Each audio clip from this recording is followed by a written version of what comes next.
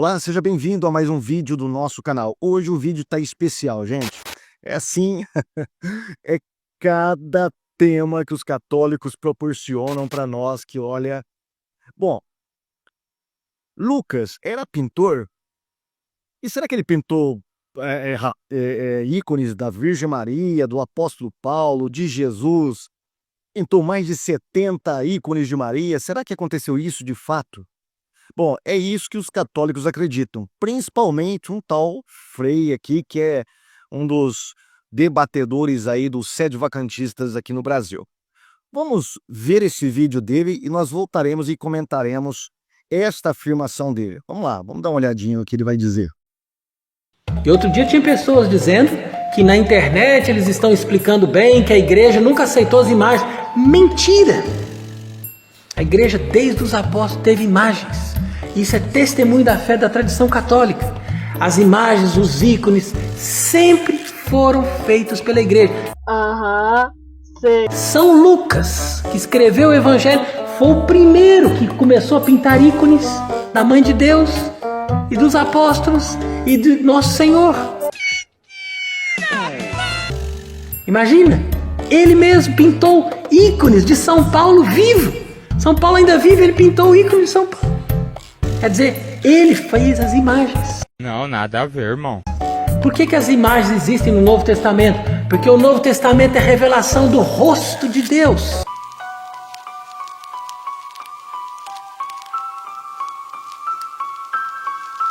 O Santo Sudário, que é a imagem mais perfeita, que é a relíquia mais importante do cristianismo. É a própria imagem. Jesus deixou impressa naquele pano a imagem do seu rosto, do seu corpo.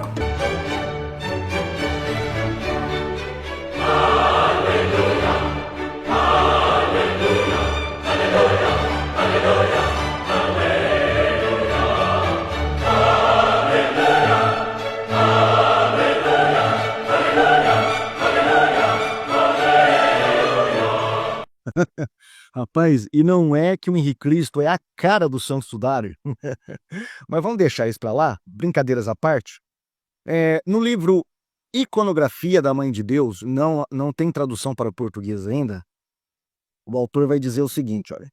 Antiga tradição que diz que o santo evangelista Lucas pintou este ícone da Mãe de Deus remonta ao século VIII. Segundo Vida dos Santos, este testemunho foi citado pelo patriarca Germanos num epístola a Constantino Coprônimos, atribuída a São João Damasceno, e numa epístola do patriarca ao imperador Teófilo. Esta tradição foi finalmente confirmada no século IX. Bom, será que São Lucas pintou ícones de Maria? Bom, os católicos atribuem algumas imagens, alguns ícones, por exemplo, o ícone de Vladimir, a protetora de Roma, que nós esperemos aqui esta imagem. Todos esses retratos, esses ícones, são atribuídos à pintura feita por São Lucas lá no primeiro século. Mas será que a ciência ela atribui realmente essas pinturas, estes ícones, ao primeiro século? Não. Não existe uma pesquisa científica arqueológica que remonte essas pinturas que têm atualmente atribuídas a Lucas ao primeiro século.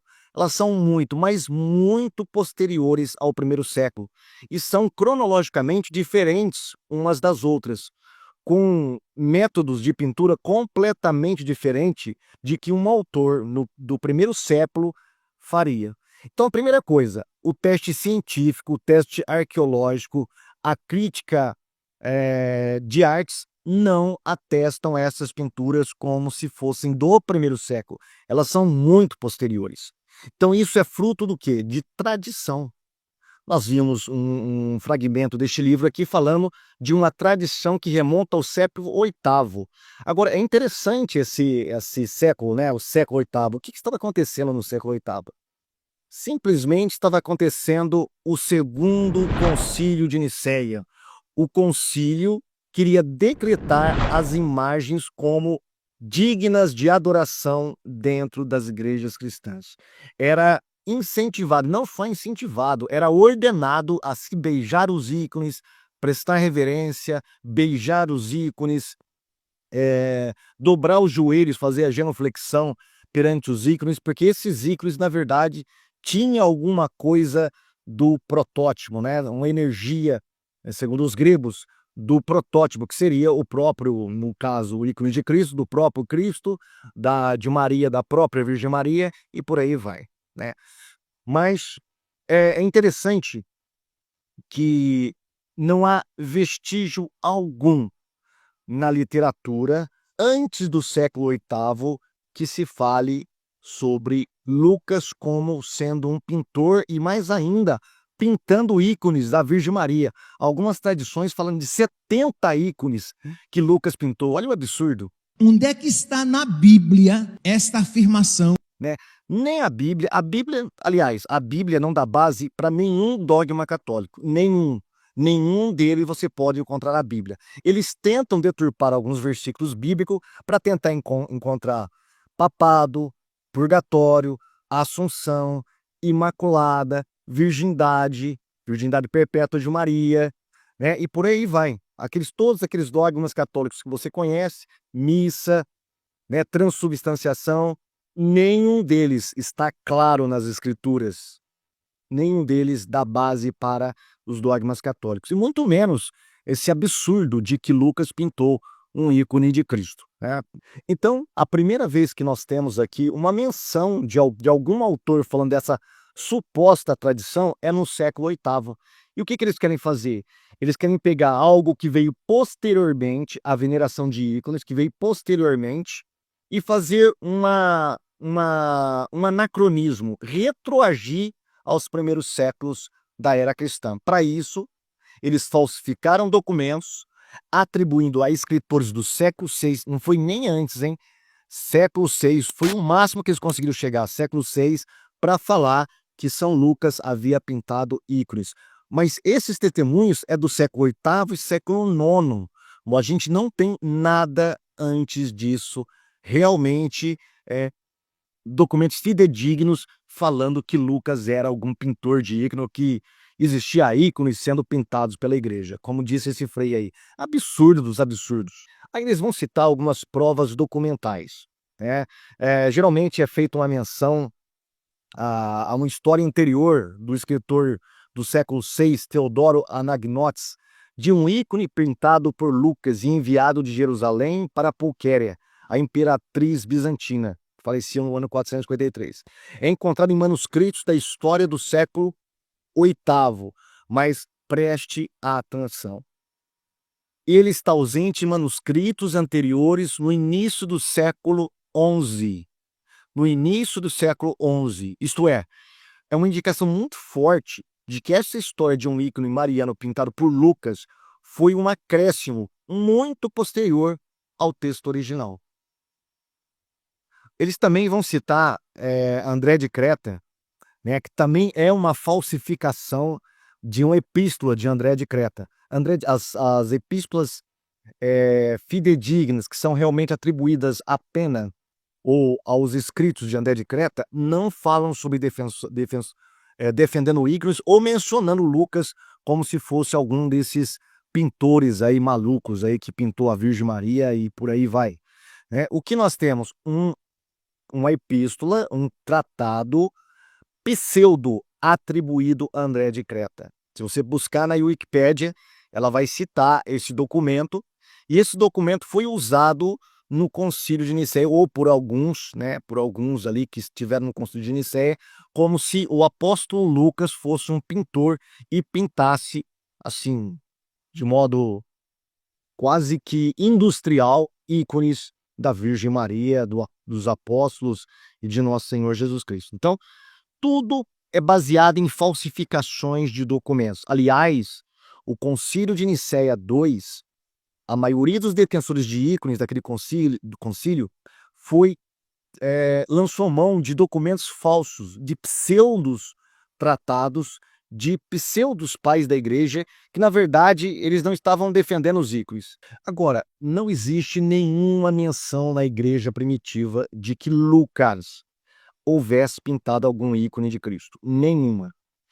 Essa tradição vai começar no século VIII, para tentar por aqueles que acreditavam que deveria existia uma adoração ou veneração, ou o que quer que seja, sobre os ícones ali defendido no Concílio de Nicéia. Então, a partir disso que eles vão inventar essa tradição, atribuindo a Lucas pinturas de ícones de Maria, de Jesus e dos demais apóstolos. Bom, no século V, nós temos Agostinho falando que ninguém conhecia o rosto tanto de Jesus como da Virgem Maria. Bom, isso é uma indicação muito clara de que os primitivos cristãos não tinham essa tal tradição de que Lucas pintou ícone coisíssima nenhuma. Isso não foi usado no Concílio de Nicéia como prova. Isso não foi usado pelo Papa Adriano contra, por exemplo, o imperador Carlos Magno. Isso não foi mencionado no Concílio dos Francos contra as imagens de escultura, simplesmente porque isso nunca existiu. Isso foi uma invenção do século VIII. Como eles estavam falsificando documentos, citando documentos pseudos ali, falsos, uma falsificação, uma invenção a mais, um a menos, não ia fazer diferença alguma. E foi realmente isso o que aconteceu. Bom, Teodoro, o leitor, que foi já citado aqui, como se estivesse atestando essa tradição no século VI por São Lucas, mas que foi escrito lá no século VIII, século IX, né, que alguém atribuiu a este homem do século VI.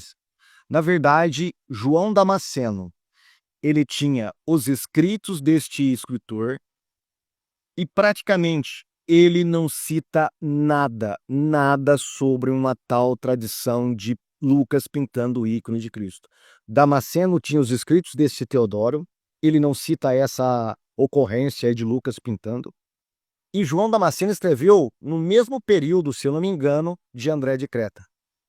Então, nem André de Creta, nem João Damasceno, nem esse Teodoro, ninguém sabia dessa tal tradição. Isso foi invenção posterior ao Concílio de Nicéia ali, que foi o concílio que defendeu ali liberou os ícones para a igreja. Um livro chamado Ícones de Poder, ele vai dizer o seguinte, olha: o mito foi inventado para apoiar a legitimidade da veneração de ícones durante a controvérsia iconoclasta, séculos VIII e IX.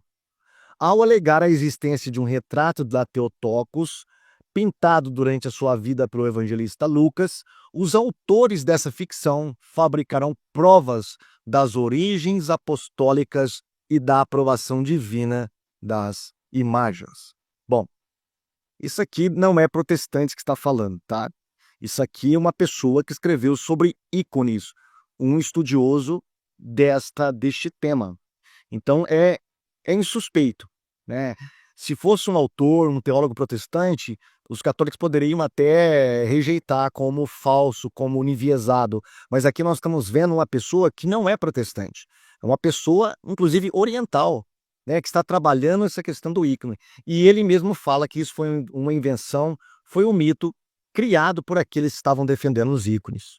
Agora você pode estar perguntando, mas por que Lucas foi escolhido para ser o pintor dos adoradores de imagem?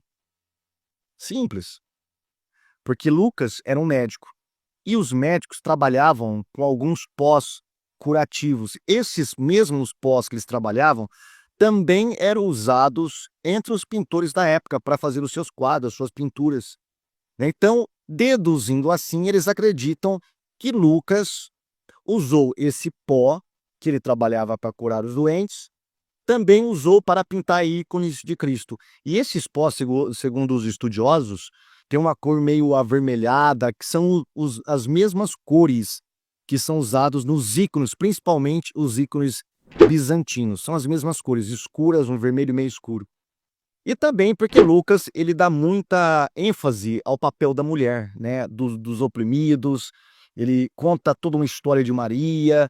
Então, juntando tudo isso, eles falaram assim, olha, Lucas com certeza deve ter sido pintor e pintou vários ícones, e por isso os ícones devem ser aprovados na igreja. É essa a história, tá? Nenhum católico hoje estudioso que se preze vai afirmar que São Lucas, que essa tradição, ela é verdadeira e ela remonta ao primeiro século da igreja cristã.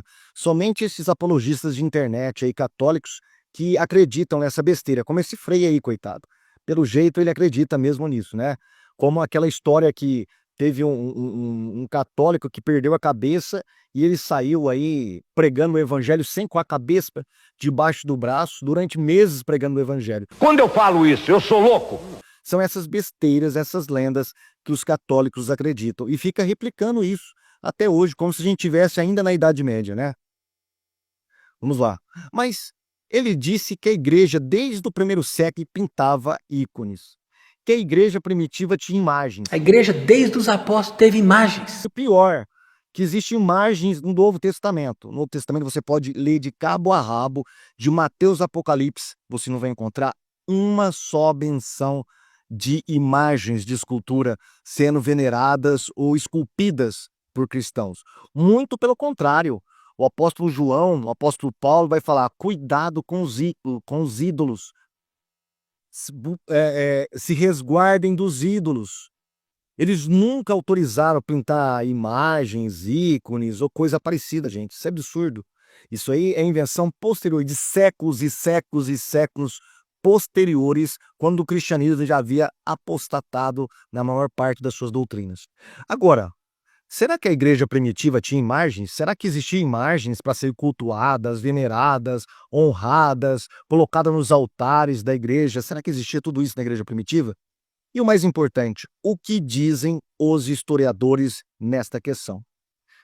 Vamos aqui cotejar alguns depoimentos de livros de historiadores que falam da vida devocional e teológica dos cristãos dos primeiros séculos da igreja. Vamos dar uma olhadinha. Eu separei aqui para você alguns desses escritores. O primeiro é o Pelistrand, não sei se é assim que soletra o nome dele, pelo jeito ele é francês, mas ele vai dizer neste livro aqui que eu tenho na minha estante, O Cristianismo Primitivo. A igreja, isto é, a sua hierarquia e sua elite intelectual, durante longo tempo manifestou uma hostilidade de princípios contra as formas de arte, consideradas como um produto da civilização pagã, difíceis, se não impossíveis de serem cristianizadas. Sobre este ponto, os testemunhos dos autores eclesiásticos antigos são unânimes. E aí na página 156, ele vai dizer, no ponto em que se encontra hoje a nossa documentação, não conhecemos entre os cristãos nenhuma representação figurativa pintada e esculpida que seja anterior ao século III. O africano tertuliano intransigente recusa-se a qualquer concessão e convida o artista recém-convertido a uma nova conversão no campo profissional. Então, nada de ícones da igreja primitiva, meu amigo. Eles tinham repulsa, principalmente às artes pagãs, e não faziam concessão quando alguém, que era um pintor pagão, se convertia ao cristianismo. Tertuliano fala para essa pessoa se converter não só na fé, mas também na sua profissão. Tanto era a ojeriza que os cristãos, os líderes da igreja, tinham com as imagens de escultura. Agora vamos aqui para o Ernest Kinsler, eu acho que é assim que soletra aí. O culto das imagens antes da era iconoclasta. Nenhuma declaração literária do período anterior ao ano 300 faria alguém suspeitar da existência de quaisquer imagens cristãs, além dos símbolos mais lacônicos e hieroglíficos. Nenhuma declaração literária anterior ao ano 300. Ele está aqui concordando com o depoimento daquele escritor que nós acabamos de citar, o Michel, né? Antes do ano 300, não existia nada disso. Nada disso. Mas por que o ano 300 é tão importante? Por causa da conversão do imperador Constantino. Depois da conversão de Constantino, muita coisa vai mudar na igreja primitiva, né? Agora, um outro estudioso, um padre, teólogo e historiador católico, um dos mais entendidos padres que estuda concílios. Ele foi o primeiro a, vamos dizer assim, fazer um comentário exato, extensivo sobre os atos do Concílio de Nicéia II. E o que ele tem a dizer sobre a questão dos ícones? Na página 43, do livro Os Atos do Segundo Concílio de Nicéia, ele vai dizer o seguinte: a causa iconoclasta tem poucos adeptos hoje em dia, fora os herdeiros de João Calvino, mas a alegação iconoclasta de que a reverência às imagens não remonta à era de ouro dos pais e muito menos aos apóstolos seria julgada por historiadores imparciais hoje como simplesmente correta. Correta. A visão equinófila, ou seja, daqueles que adoram os ídolos, que reverenciam, que veneram os ídolos, né? Da história do pensamento e da devoção cristãos, era virtualmente uma negação da história em favor de um mito de uma religião que tinha sido perfeita desde o início e não precisava de adição ou subtração. Então, duas coisas que ele está falando aqui, olha. Hoje, qualquer historiador iria concordar com o argumento protestante de que a igreja primitiva não tinha imagem de escultura. E, ao mesmo tempo, por outro lado, ele vai falar que os argumentos católicos, né, os argumentos daqueles que defendem os ícones, baseados na história, não tem base em alguma. É a negação veemente da própria história. Não é um protestante que está falando isso. Isso é um padre, um dos padres mais importantes nessa área de tradução dos concílios antigos. Vamos para mais alguns depoimentos. Agora, desta vez, um padre brasileiro. O padre Danilo Mondoni, ou Mondoni. Se eu não me engano, ele foi professor do Mosteiro de São Bento, em São Paulo. No livro O Cristianismo na Antiguidade, na página 94, ele vai dizer o seguinte: os primeiros padres da igreja foram unânimes em advertir contra as imagens e a lhes opor a única imagem válida de Deus, o ser humano. Não eram as imagens dos cristãos, era a imagem única válida, o ser humano. O ser humano era a imagem de Deus. Tá? Essa era a única imagem que eles defendiam. Não era imagem de escultura. Não eram imagens bidimensionais ou tridimensionais.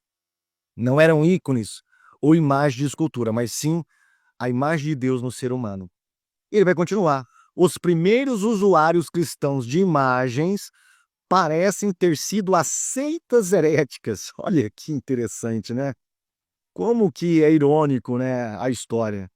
Um padre falando que os primeiros a utilizarem imagem de escultura, imagem de ícones de Cristo, foram os hereges, as seitas heréticas, e nunca os cristãos considerados ortodoxos. Né? Mais um depoimento, vamos lá. Agora da Enciclopédia Católica. Você pode acessar a versão online dela, tá? Eu vou ler algumas coisas aqui para você. Muito antes do surto iconoclasta no século VIII, houve casos isolados de pessoas que temiam o crescente culto das imagens e viram nele o perigo de um retorno à idolatria.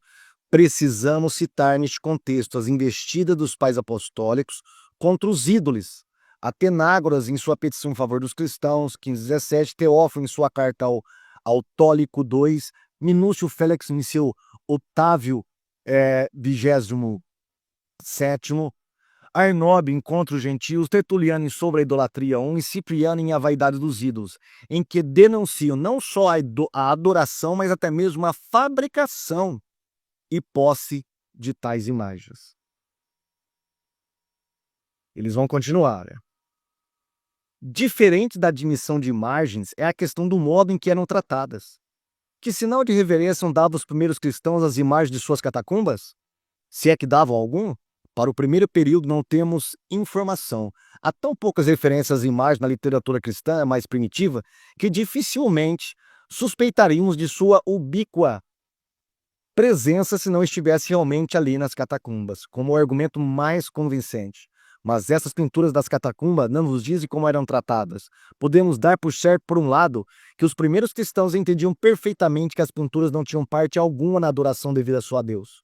O seu monoteísmo, a sua insistência no fato de que serviam somente ao Deus Todo-Poderoso e Invisível Deus, o seu horror perante a idolatria de seus vizinhos, a tortura e morte sofriam os mártires em vez de derramar um grão de incenso diante das estátuas do númen do imperador, é suficiente para convencer-nos de que não estavam construídos filas de ídolos próprios, Gente, isso aqui é matador. É um argumento, é a pá de cal no argumento católico de que existia uma imagem nas catacumbas, por isso a Igreja Católica está justificada não ter imagens hoje.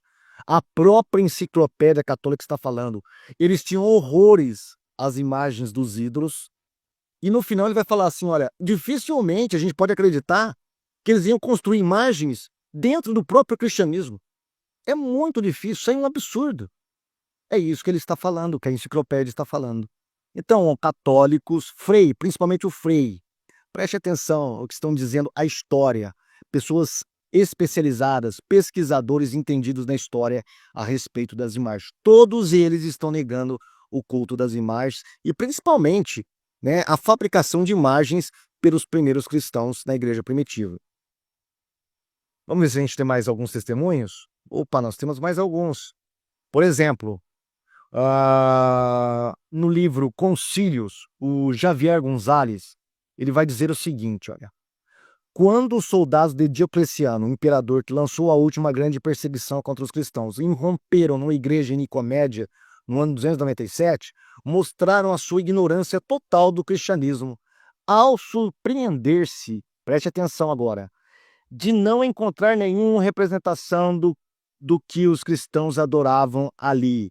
Isto era precisamente o que diferenciava a igreja cristã de um templo pagão, ou seja, ícones, imagem de escultura ou qualquer coisa parecida.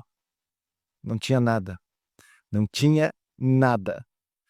Isso é um escritor que estudou história eclesiástica falando. Os soldados ficaram perplexos. Olha, mas como que eles não têm imagens? Como que o templo deles é vazio? Se os nossos templos é repleto de imagens. Mas é justamente isso que diferenciava as duas religiões, os pagãos dos cristãos. Uma das grandes diferenças é os cristãos não têm altares, os cristãos não cultuam imagens, os cristãos adoram a Deus em espírito e em verdade. Outro testemunho agora de outro historiador de concílios. Esse você pode adquirir na editora Paulus. Na página 147, Giuseppe Alberigo vai dizer assim, olha, o cristianismo não tinha herança artística. O judaísmo, de onde provinha, evitava a representação do divino durante o período paleocristão, preferindo símbolos. Mas a partir do século IV, sob a influência do espírito grego, do espírito grego, dos pagãos, portanto, os cristãos começaram a decorar os locais de culto. A representação do sagrado foi o passo seguinte. Ele está falando isso quando ele abre o capítulo sobre o segundo concílio de Nicéia, tá? Está dentro deste contexto aqui. Beleza? Então, mais um historiador católico falando que não havia imagem alguma na igreja primitiva. Isso não era cultura dos cristãos, não era costume dos cristãos, não era devocional dos cristãos, não fazia parte da liturgia dos cristãos. Nada de imagem antes do século IV, segundo esse historiador católico. Mais um ainda? Mais um? Vamos lá então.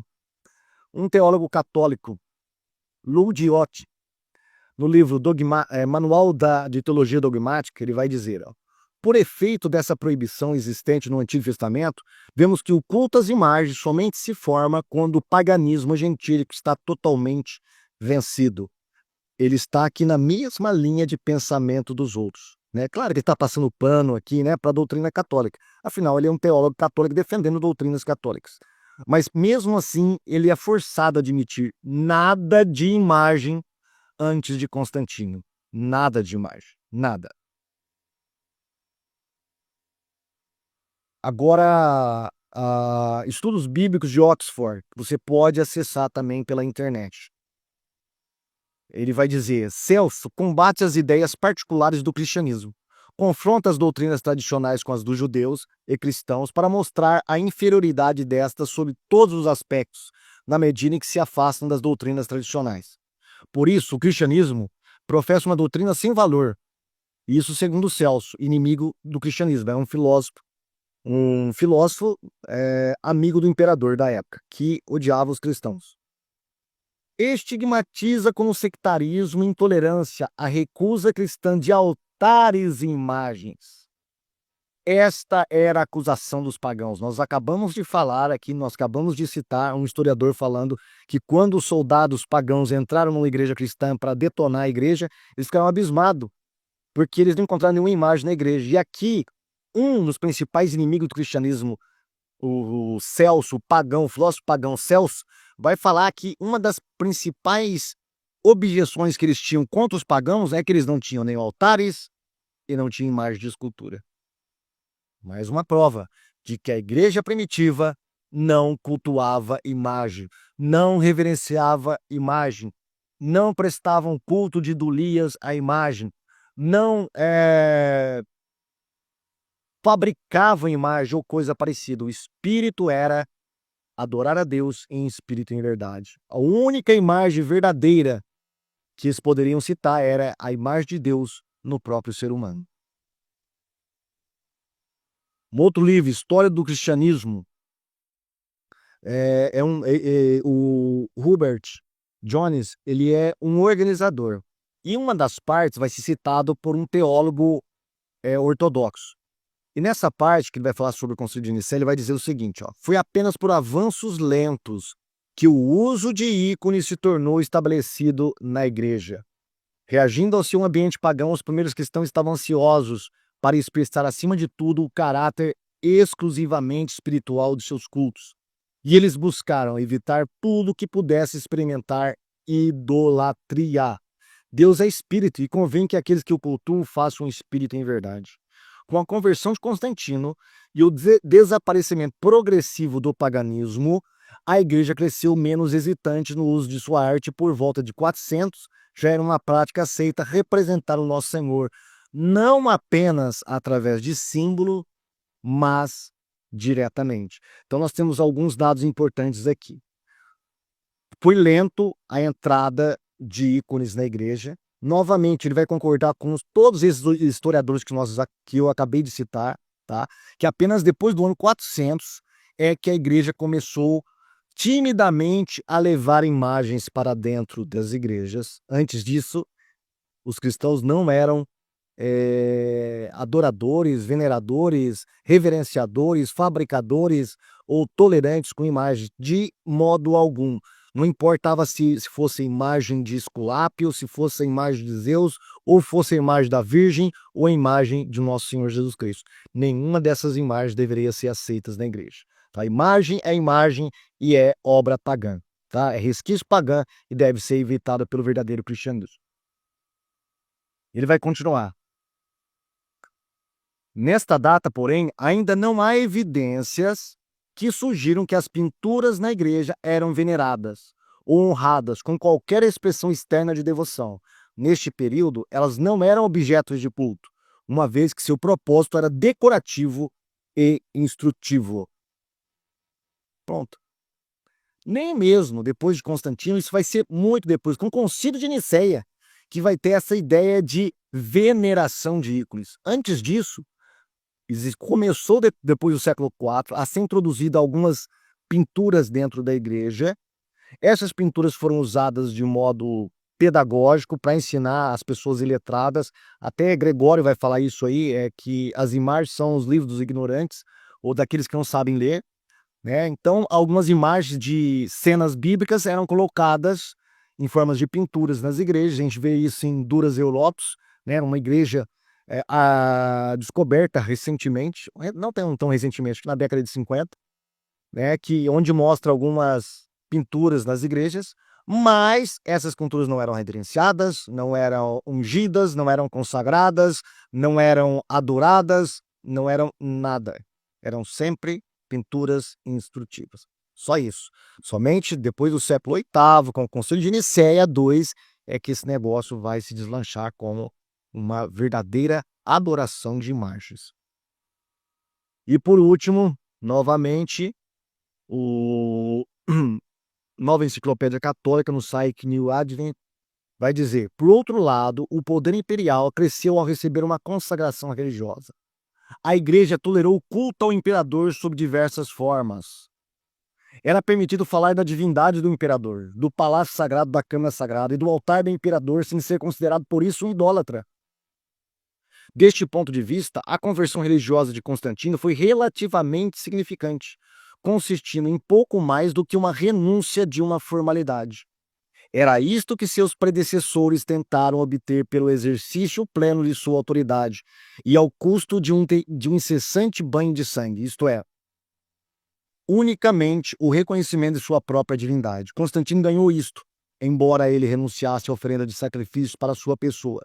Alguns bispos cegos pelo esplendor da corte foram longe o suficiente para bradar que o imperador era um anjo de Deus, um ser sagrado, e profetizaram que ele iria, assim como filho de Deus, reinar no céu.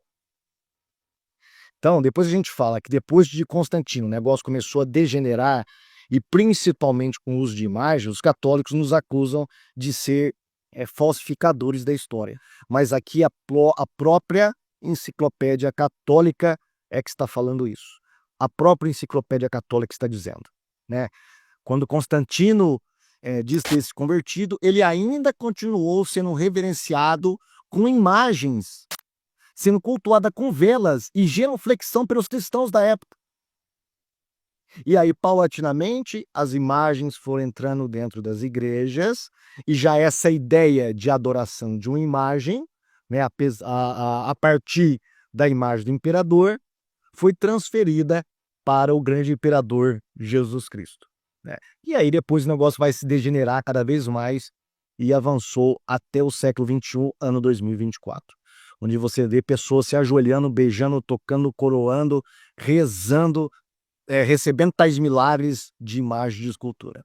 Então, o Frei está redondamente enganado. Esse foi mais um conto do vigário, né, de que a igreja primitiva cultuava, pintava, acreditava, cultuava, venerava imagens. E o pior é que São Lucas era pintor e pintou a imagem da Virgem Maria. Pelo amor de Deus, tenha paciência, né? A inteligência nossa não deve ser subestimada. As pessoas pensam que elas estão ainda na Idade Média, que as pessoas acreditam nessas lendas religiosas propagadas pelo catolicismo. Então, Frei, conta outra, porque essa não colou. Lucas não era pintor, Lucas nunca pintou algum ícone da Virgem Maria, as imagens que existem hoje atribuídas a ele não podem remontar ao primeiro século, e o testemunho unânime de todos os historiadores não existe imagem de escultura na igreja primitiva antes de Constantino. Pronto, acabou. Matou. Detonei os argumentos católicos em prol das suas imagens de escultura. Se você gostou do vídeo, deixe o seu like, se inscreva, aperte o sininho para receber vídeos atualizados e distribui o nosso vídeo para outras pessoas que precisam deste tema tão importante aí sobre imagem de escultura. Até o próximo vídeo, se assim o senhor permitir. Tchau.